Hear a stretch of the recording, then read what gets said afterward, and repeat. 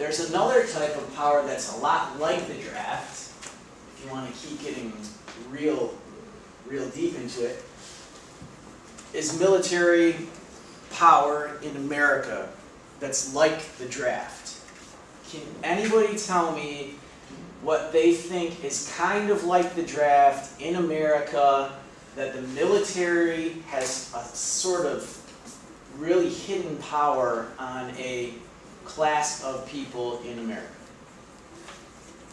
Go really deep. What's up? Rich people. Okay, rich people. Over a certain line, they tax them more or whatever, and I don't know if that's kind of the military really, but... That's more government control. I think we'll talk about that in a little bit.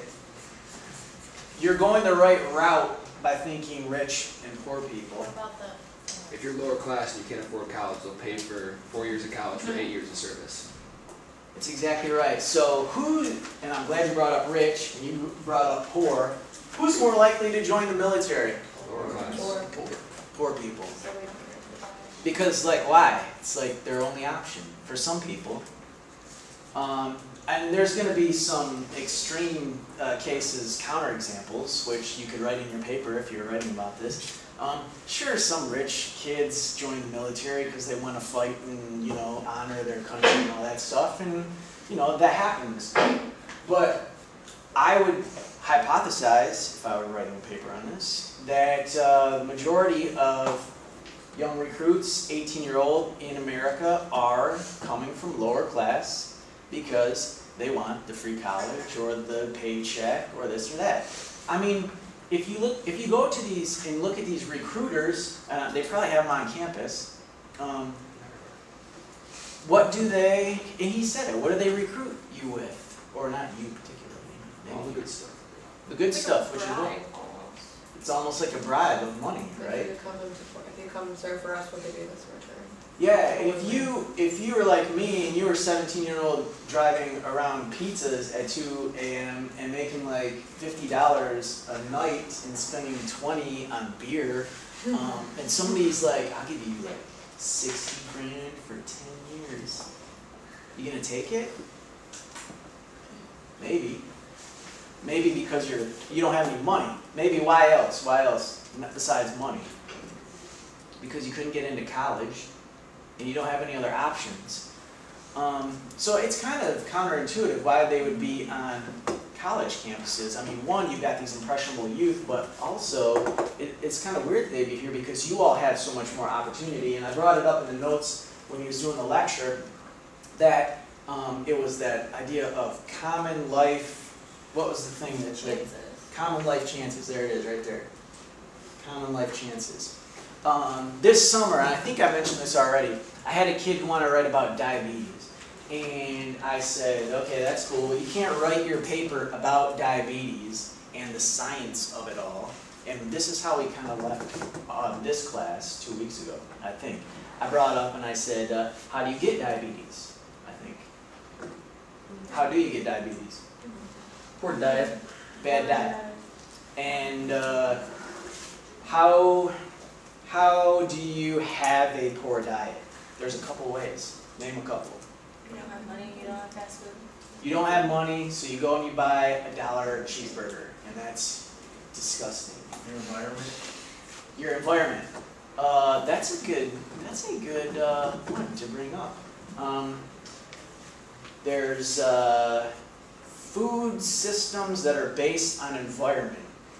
Do I have anyone here that's like Greek or Mediterranean? What type of food comes from like Greek? What do you guys eat? Like oily and salty. Oh yeah, yes. See, my girlfriend's Lebanese, and we have grape leaves, and we have lamb is the primary meat in Greek, a lot of Greek food, and there's a lot of oils. But what type of oils are they? Like olive oil. Olive oil, which is a vegetable oil, so there's probably less cholesterol than somebody who's from the South. Anybody here have relatives from the South? What type of food does the South eat? Fried chicken. Fried chicken. Fried everything. Fried everything. So there's probably, if you did research on this, and there's data that you guys can find even on, say, the weights of Americans. people eating fried chicken in the South may be heavier, more cholesterol, more heart attacks. This is sociological research. Okay, your doctors are studying heart attacks and what the blood does and all that stuff. Your sociologists are studying why do people eat fried food, where do they eat fried food, where are the fat people in America. That's your sociological research. That's the data that sociologists collect. And then, so you eat fried food in the South. How does that perpetuate? Now, I'll give you one theory on why fried food exists in the South. I can even give you a theory on why fried food exists in the African American culture. Can anyone, before I go there, can anyone provide me with a theory or a guess of why that is? It's relatively controversial, but I think it has some factual basis. Anyone know why that? Maybe it's a stereotype. Maybe it's a fact. I don't know. You do a research paper and tell me. Why is that common or thought of? Anyone know? It's a cheap way to enhance food. It's a cheap way to enhance food. So historically, why would a class or why would a group need to enhance their food? Because it's kind of crappy to begin with, right? So historically in America, why would African Americans have crappy food? Slavery, and they would get the leftovers, okay? And when did slavery become, like, illegal? 30, 40 odd years ago. Something like that, right? Well, we'll call it 1865 because it's not a history class. We'll just call it that. So if slavery was eliminated in 1865 in America, why in 2011 do people still think, or again, maybe it's true, I don't know, that an African American culture likes fried food 150 years later? How has that been continued? What their ancestors made, I don't know. Family That recipes. passed down. That's exactly right. There's one family passed on generation to generation. What else? Unable to move up to the next higher class. Yeah, maybe the food's still crap. Like really, maybe they're still lower class and generally poorer than most Americans, so their food that they get is still crappy and they still have to fry it. What else? Fried chicken is delicious. Yeah, I like that. There's another big one that you guys are missing. Come on. Why else we'll just say it's a stereotype for this. I'm trying to get out of here. How do they perpetuate? Nationally. Our society, and where do we get our information from? Seeing it, hearing it, reading it. Media. I think that might be a big one. Maybe the media's perpetuating this. Maybe they're not. I don't know. What do you guys think? You should write a paper on it. I think that'd be a great paper. So what we just talked about was common life chances to food today that may have a historical basis, may have a, we'll call it a family or genealogical or whatever basis of perpetuation, might have a regional basis. We talked about that, so that's like geography, South. Might have a economic basis because the food's crappier because you don't have enough money. Might have might just have a knowledge basis too. Like maybe people don't know that there are other options out there, and so they continue to perpetuate this unhealthy eating. Maybe they don't know that it's unhealthy. Maybe they don't know any way else to cook it. They've never watched Rachel Ray make some like sweet Cajun chicken or something like that or whatever. So these are common life chances that perpetuate life experience, habits, rituals, continuity of culture, and societies, okay? So, what are other common life chances? That was just a kind of a cheesy example to get your minds working. Common life chances, we've talked about some of them. We just talked about a common life chance that influenced healthy or unhealthy living. So we talked about health.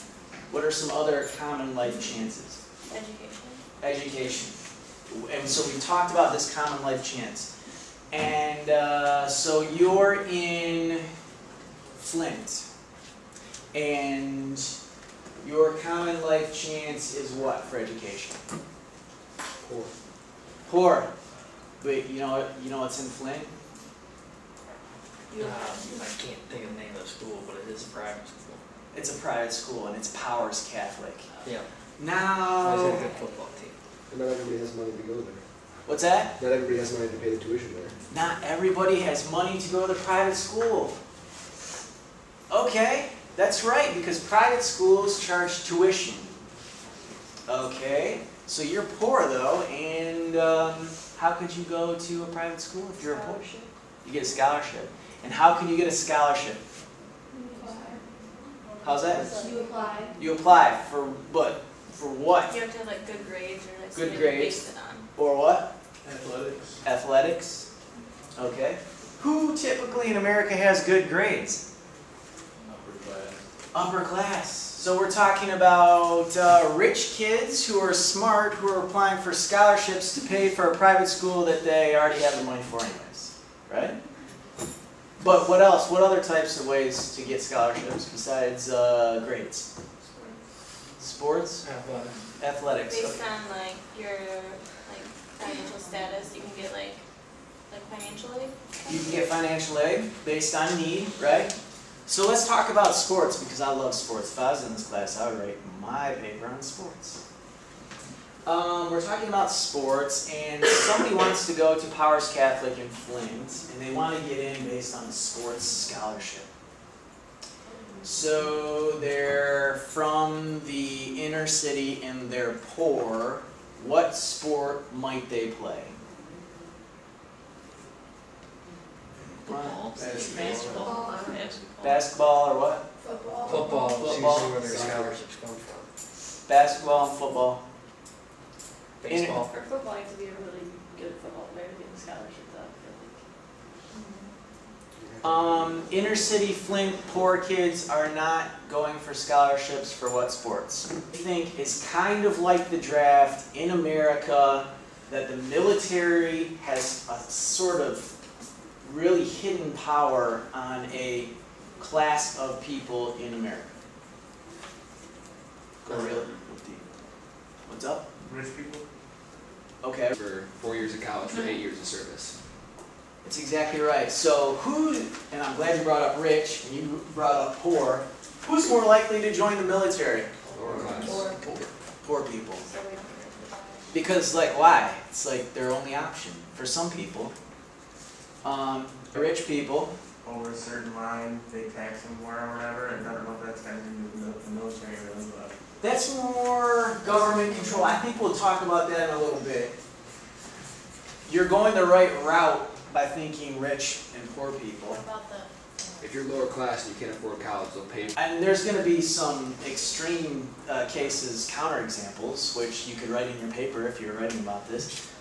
Sure, some rich kids join the military because they want to fight and, honor their country and all that stuff, and, that happens. But there's another type of power that's a lot like the draft, if you want to keep getting real deep into it, is military power in America that's like the draft. Can anybody tell me what they